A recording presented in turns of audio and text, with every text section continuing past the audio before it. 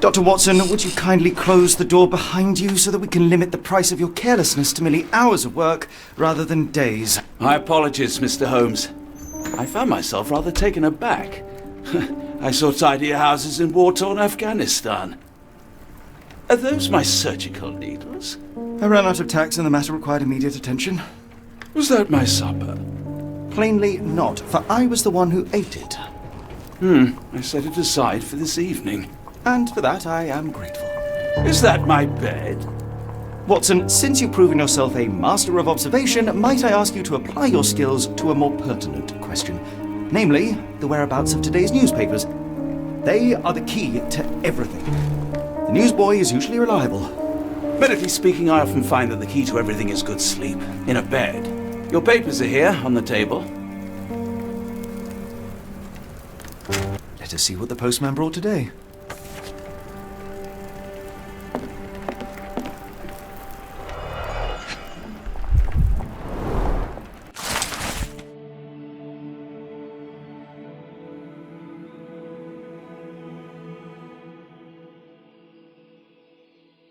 Local gossip, all of it uninteresting.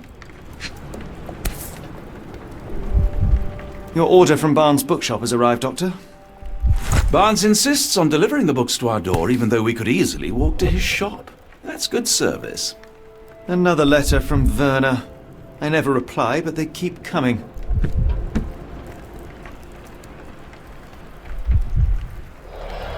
I don't see the Strand. Where is it? Pardon me? I am on the precipice of uncovering a pattern of crime across London spanning many months and involving many men. The missing paper cannot be a coincidence. That's preposterous. My dear fellow, life is infinitely stranger than anything which the mind of man can invent. Well, life used your newspaper to wipe its posterior, so after that unpleasant discovery this morning, I disposed of it. But in lieu of the Strand, perhaps I can deliver you something equally tantalizing. I have just returned from a patient of mine, Captain Stemwick, who... No, that will not do. Grab your coat, Dr. Watson. Let us hope nobody has collected the dustbin.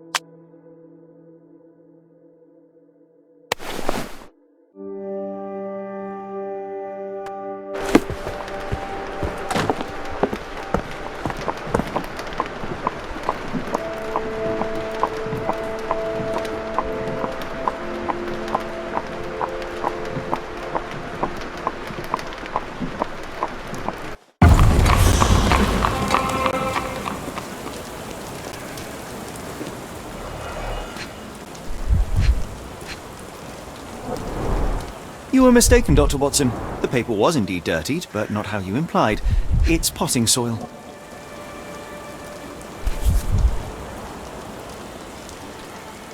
A cactus spine. If it gets in your skin, it's awfully tricky to remove, and when laced with poison, the perfect assassination tool. See, Watson? The conspiracy is real. Someone tried to poison me. Poison? You? That's madness. Get the Strand! Get your copy of the Strand here!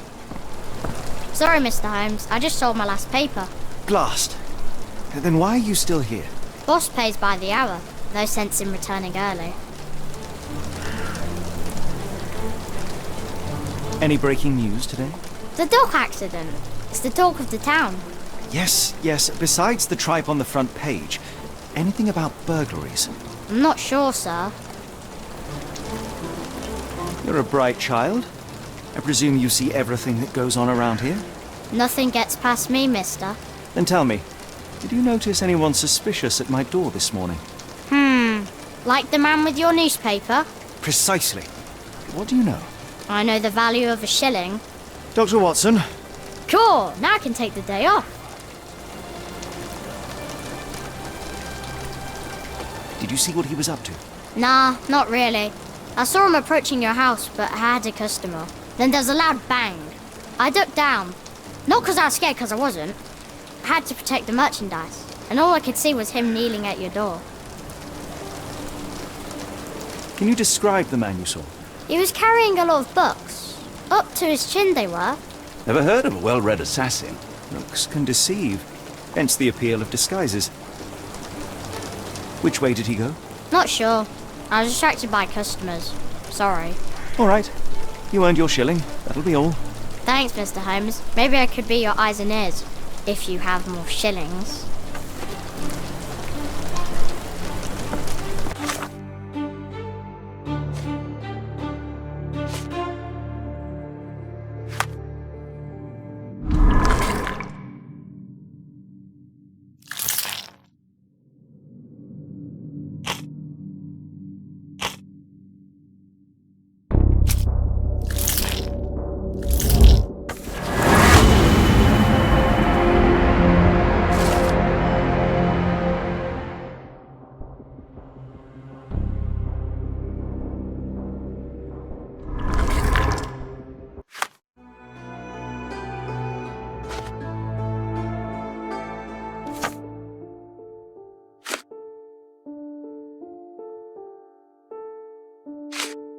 Come now, Mr. Holmes. Murder?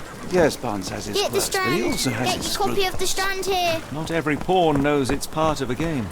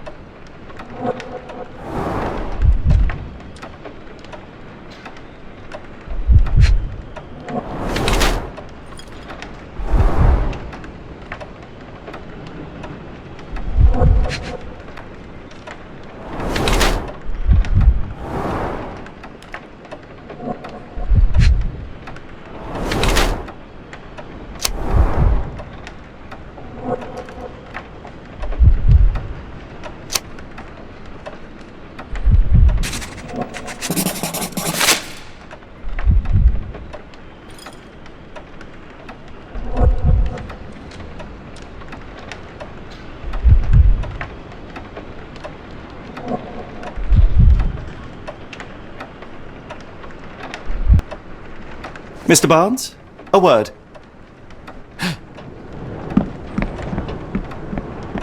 Ah, for goodness sake.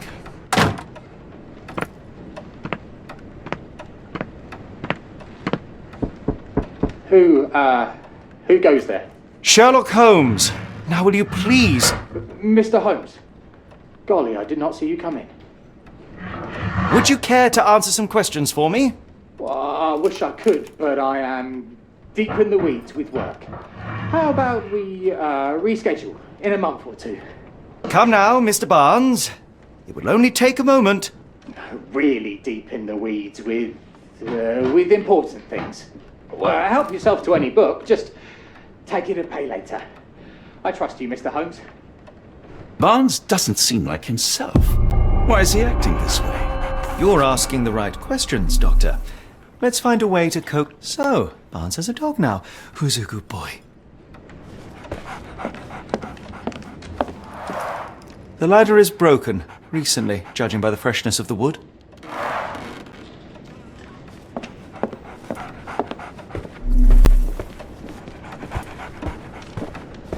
I could hardly imagine anything more macabre.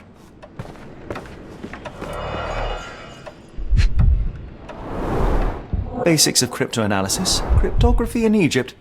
It appears Barnes has an interesting hobby.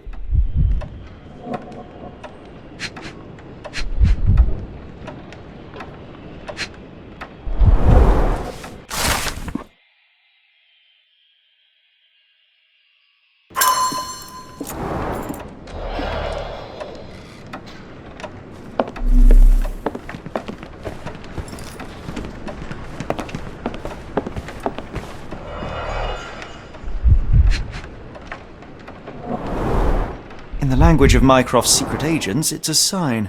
Dried flowers are replaced when the job is done. I wonder who the recipient is. An improvised stand, but it does make the flowers more visible. The finest view London has to offer.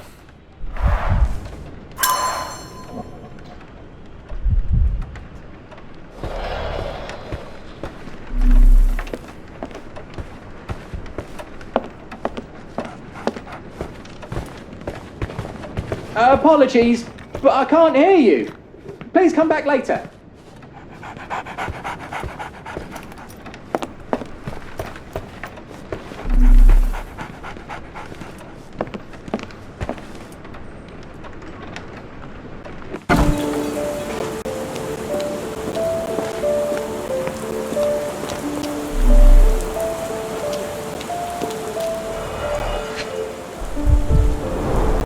Encouraging people to stop and smell the roses? Our national emblem. God save the Queen. It must take patience and care to produce a bloom so beautiful. I imagine so. I merely sell them. Familiar spine? Is this what I found in my dustbin? The pot is damaged. The blow was severe, but softened by something.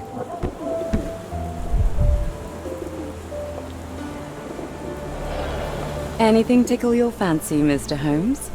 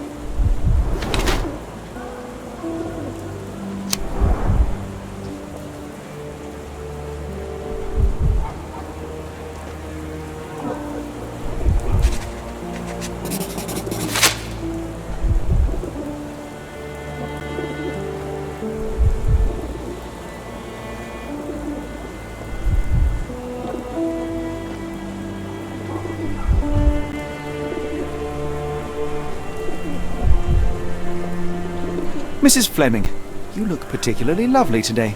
Is there a reason? Does a woman need a reason to look or feel beautiful? No, but your distant look suggests you seek one man's gaze in particular. Who told you that? Nobody. Merely a keen eye and some simple deduction. Well, I'll kindly ask you to keep your keen eye to yourself, Mr. Holmes.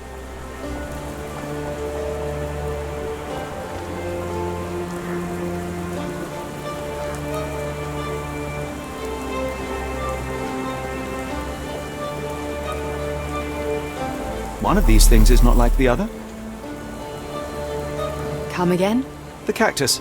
Those fearsome spines can prove a devil to remove, and the sap is often toxic. And a rose thorn can give you tetanus, but we still grow them. The cactus seems comparatively harmless, though you have me thinking it must be valuable. I was under the impression that you knew its price already. Your guess is as good as mine. The first time I saw this cactus was when I came back from my break.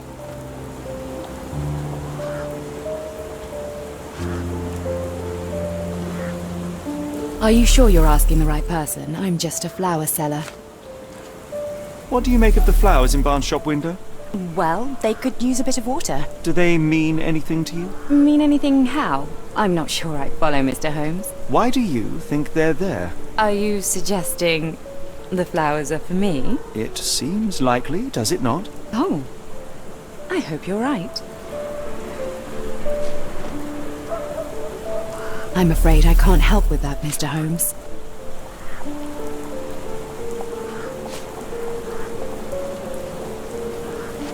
Are you sure you're asking the right person? I'm just a flower seller. Are you sure you're asking the right person? I'm just a flower seller.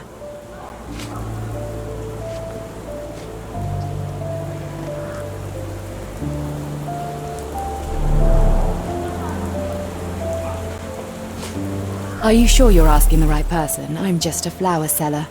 Are you sure you're asking the right person? I'm just a flower seller. Are you familiar with Mr. Barnes? Yes. No, not really. Well, in a way. What on earth does that mean? I know who he is, of course, but we haven't shared much more than a look. A look? Yes. Each morning I go for a walk in the park with my dog, and most days I spot Mr. Barnes there with his new puppy. So we see each other. Actually, we once met briefly while our dogs played. He was quiet and seemed unsteady as he approached. But since then, we've never spoken. I often see him staring through the shop window. Sometimes I wonder what he thinks about that would etch such longing onto his face.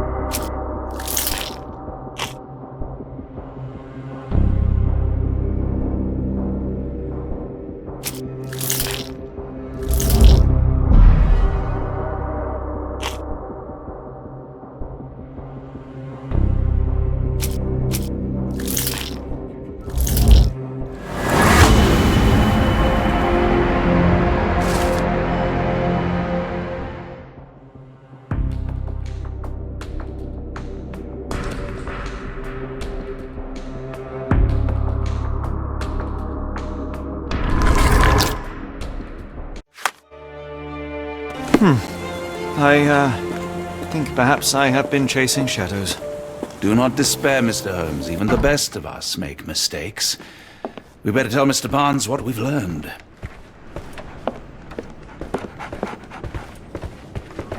Mr. Barnes, I know what you did, and I know why you did it. I'm sorry, Mr. Holmes. I can't hear you very well from behind the door. You ordered a cactus from the plant catalogue and then left it for Mrs. Fleming as a gift. You place flowers in the window to get her attention and wear high heels to appear taller and more desirable. You are her secret admirer.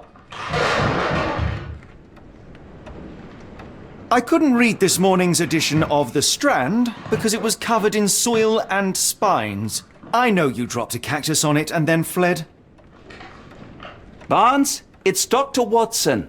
Rest assured we are not interested in disclosing your personal affairs to anyone, including Mrs. Fleming. Please come out. All right, then.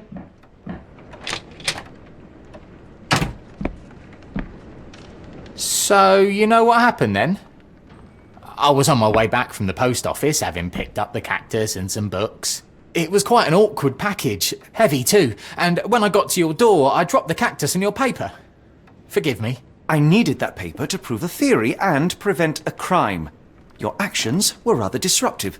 Your clumsiness carrying the post is matched only by the clumsiness of your romantic gesture. Oh, it's true.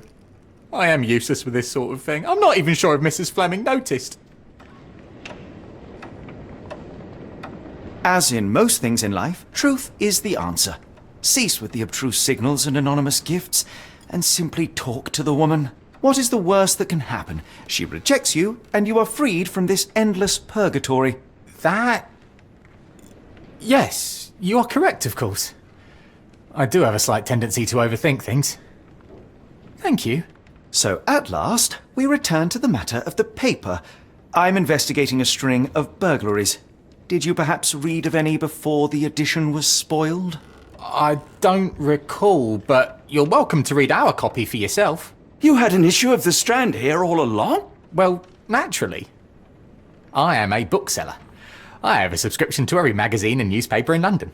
So you ought to be familiar with the concept of burying the lead. Oh no, my apologies, Mr. Holmes. I'll make it up to you however I can. I am an expert on obscure languages and translation and Yes, okay. Just give me the paper.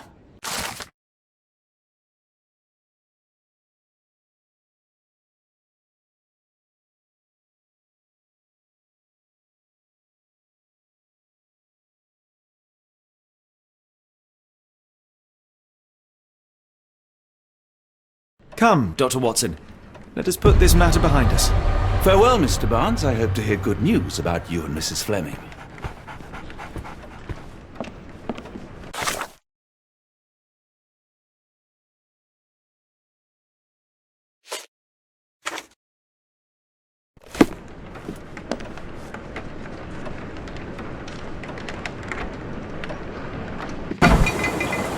Well, that was an utter waste of time. An assassination did seem rather unlikely. There was supposed to be another burglary. I was certain of it. Something you wish to say, Doctor? No. Well, only that you have a remarkable faculty for deduction and pattern recognition. And that perhaps, if ill-applied... I see things that are not there. Yes. It is London. There will always be burglaries. Doesn't have to mean anything. So it seems. Forgive me. Without something to occupy my mind, I turn into an entirely different animal. Which brings us back to my news from earlier. I think I have a case for you, a real one. Truly? Indeed. Though perhaps not as thrilling as your stories from Cordona. A patient of mine, Captain Stenwick, told me that his servant disappeared. I said I knew just the man to help. What do you say? Oh, Watson. Yes, I know it's not the most tantalizing mystery, nor the story to launch my writing career. But... It's brilliant. Let's go. Oh, good. Well, his house is nearby. Come.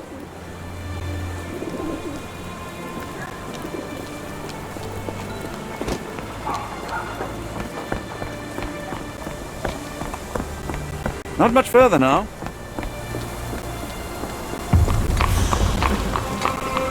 Is this lousy attitude of yours because of my altercation with Inspector Lockhart? Did he put you up to this? Sir, the inspector has nothing to do with it. I'm telling you the same thing I tell anyone seeking a missing person. Good day, gentlemen. Forgive the intrusion. Captain Stenwick, this is my colleague Sherlock Holmes, the consulting detective I told you about. At last, a professional. This useless officer refuses to do anything about Kimmy here, my missing servant. What was your name again? I shall be certain to inform your superiors. Sergeant Ruffles. And it's my superiors who made this decision, sir. Why has the police department decided not to help? We investigate murders, thefts, fraud, arson, real crimes. A servant walking away from his master is not our highest priority. That said, if we find Kimahia breaking the law, we'll be sure to notify Captain Stenwick. Have there been other disappearances lately? Of course, here and there. But when life is tough and opportunity comes knocking, you can't blame those who answer. Now, I must be off. Best of luck in your search. You heard that, didn't you? The way that man spoke to me. I shall need your written testimony, then we can lodge a complaint. Captain, perhaps Mr. Holmes' time is better spent learning about your servant, so that he may begin his investigation. Ah, yes. Quite right. Fire away.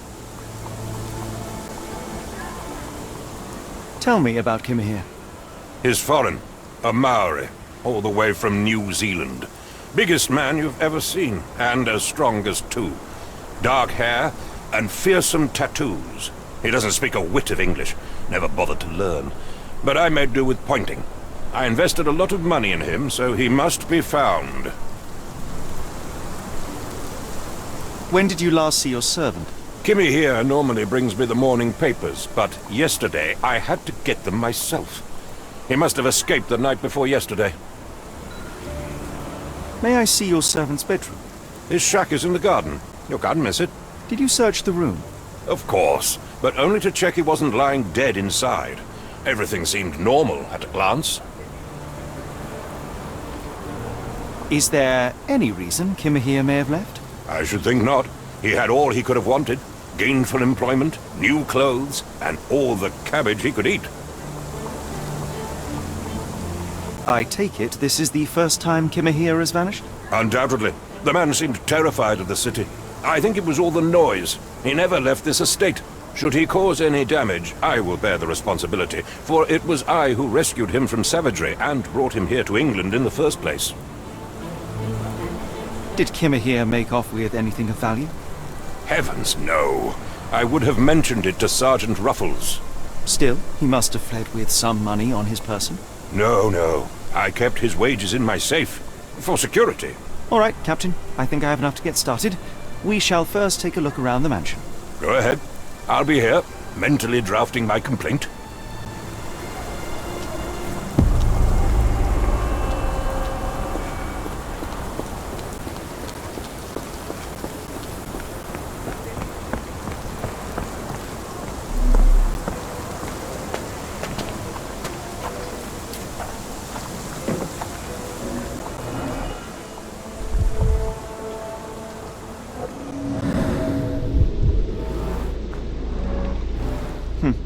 Looks like a knee print.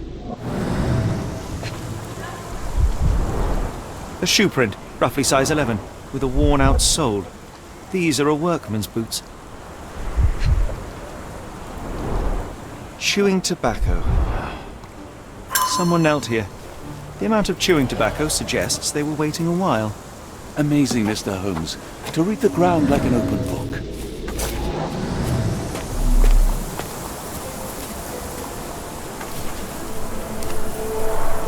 This lock is quite unusual. It appears that the key should be bent to the right.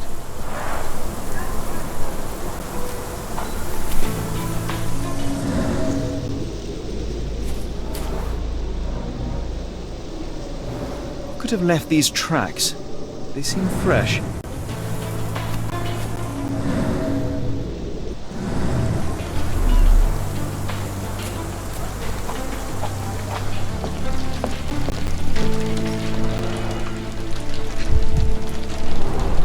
Impressive. The sack of grain retained the shape of an impact.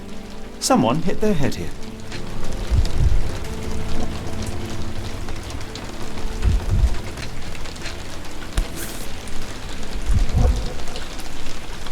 A small navy spyglass.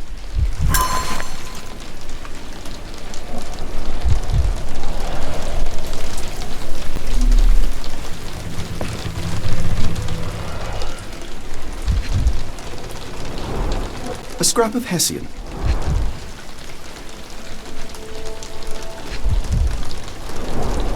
These were sturdy boxes. It would have required a serious blow to break them.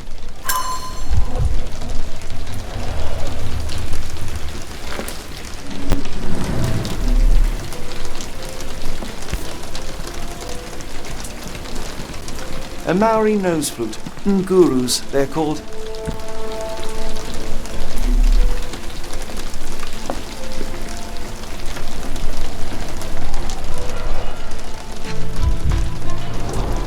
Button chops, the remains of a meal. The ashes are long since cold.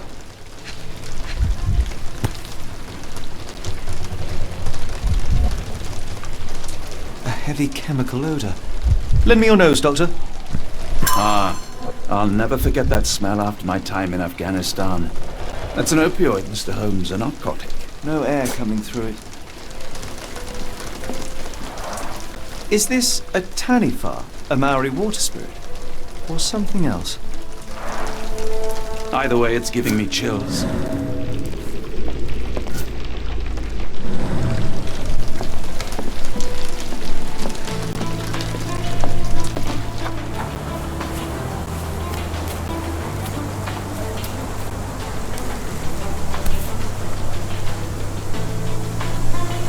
The rag reeks of smoke. Someone plugged the chimney.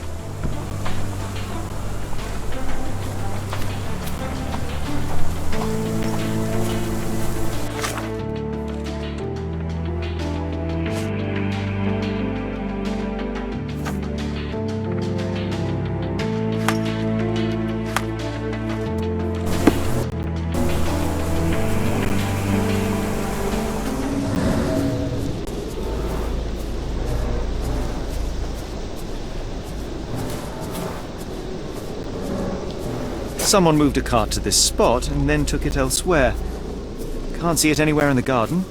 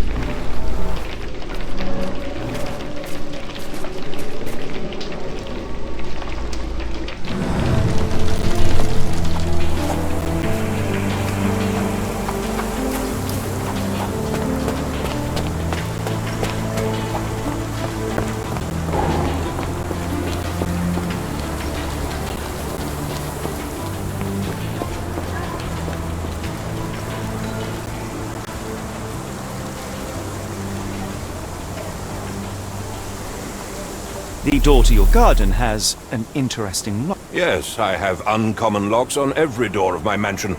It makes them harder to pick. Kimmy here and I both had a set of keys. I'll need to borrow them. No, you'll need to do what I tell you to do. Examine the garden.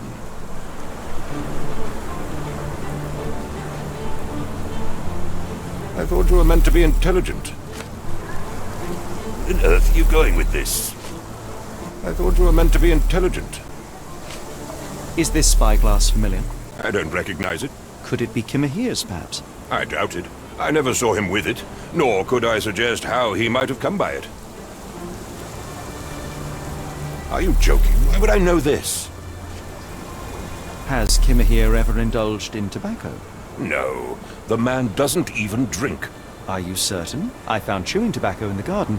I controlled Kimahir's expenses since he struggled with the currency. I would have known if he used tobacco.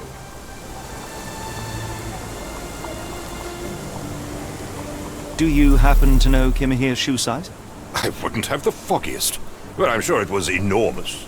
Not that it matters. He spent his life barefoot. Despite my best efforts, he simply did not take to shoes.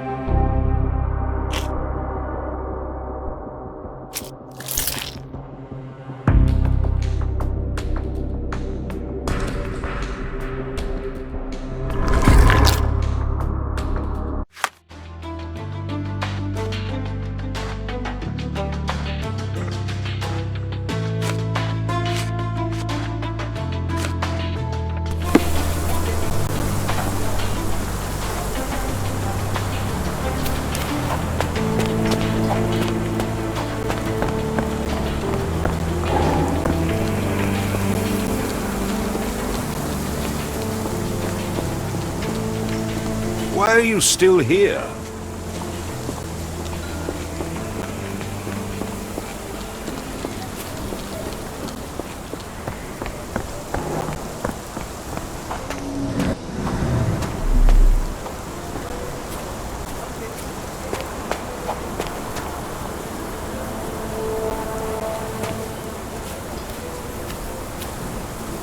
Stenwick makes his servant live in a tool shed. You think you know someone.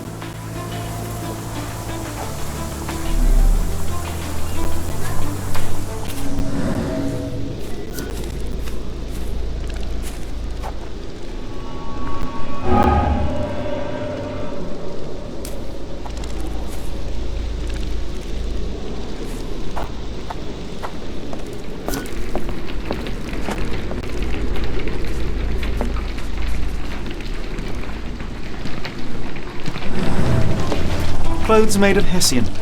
Is Stenwick really so miserly?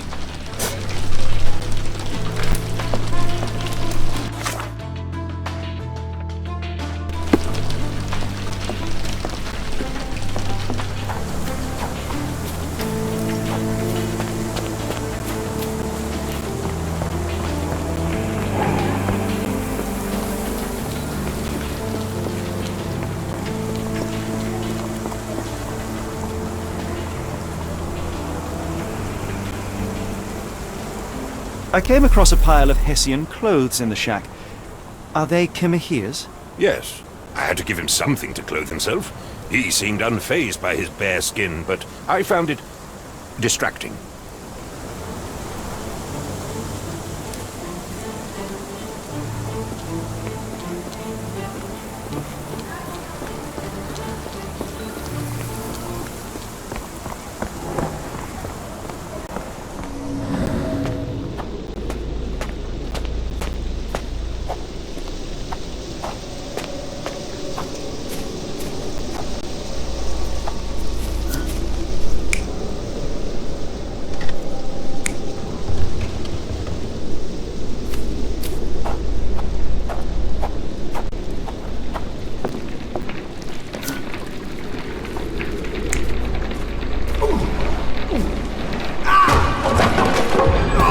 Surveilling from afar, the intruder waited for a window of opportunity.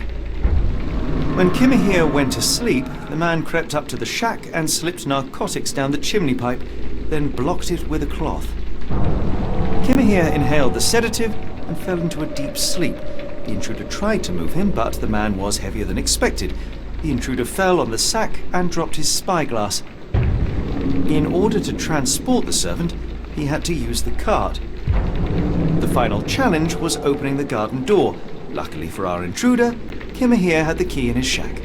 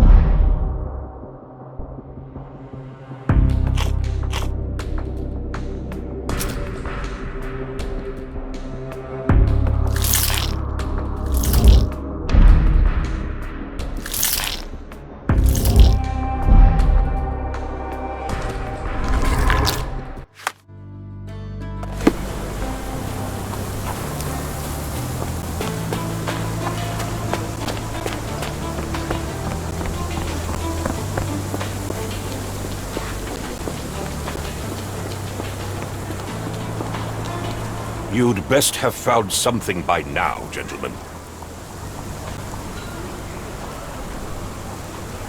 I fear that someone may have spied upon Kimahir, likely the owner of the spyglass I found earlier.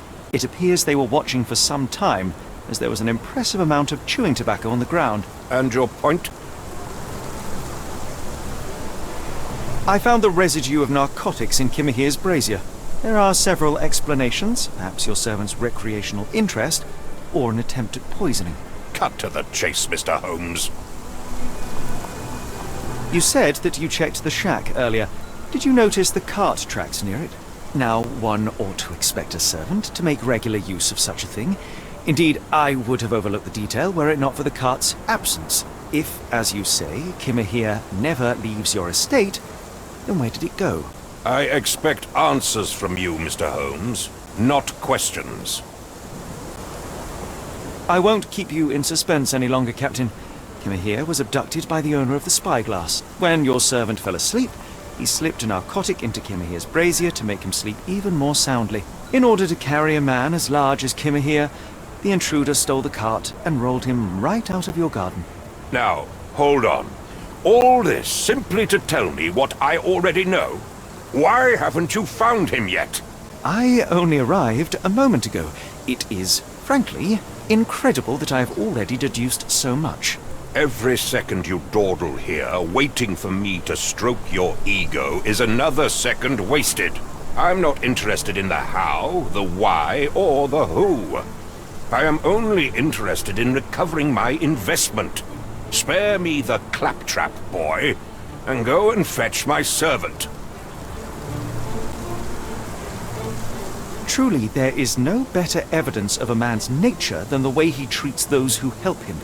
And you, sir, are a brute.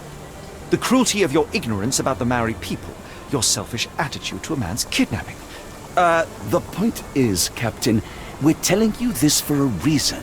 The intruder fled through the garden door, and we need a key to follow his trail.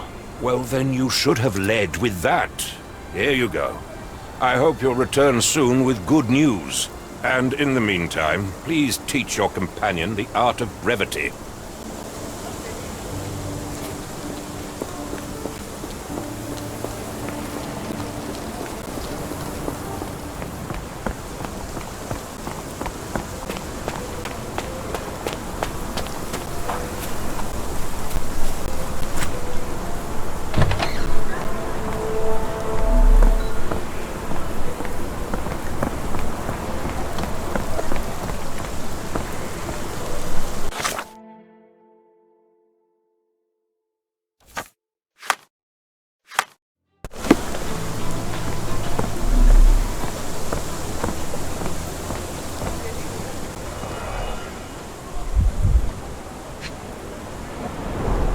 A large pile of horse droppings.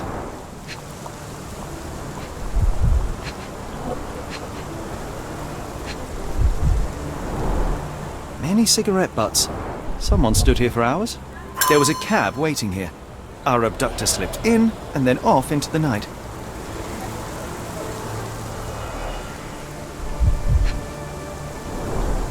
Sturdy rope, professionally tied in a Portuguese bowline.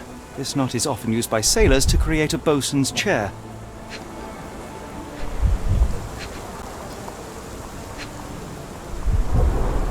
Wheels picked up grass along the way. Kimahir's cart, I gather.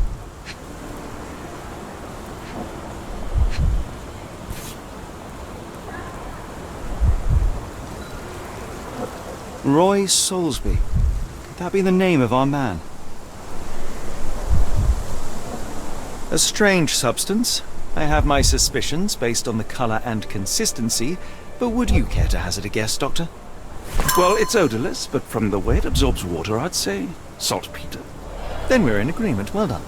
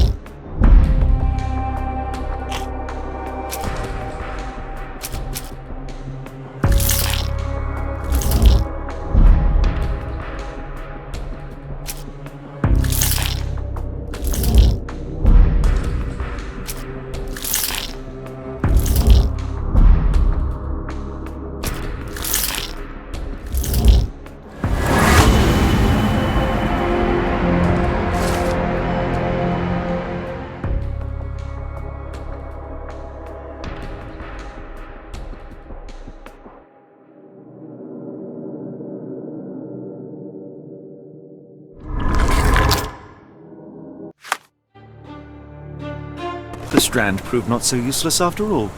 The saltpeter accident, Doctor, do you recall? The Port of London, of course. The footwear, the spyglass. Indeed. We shall need to take a cab there.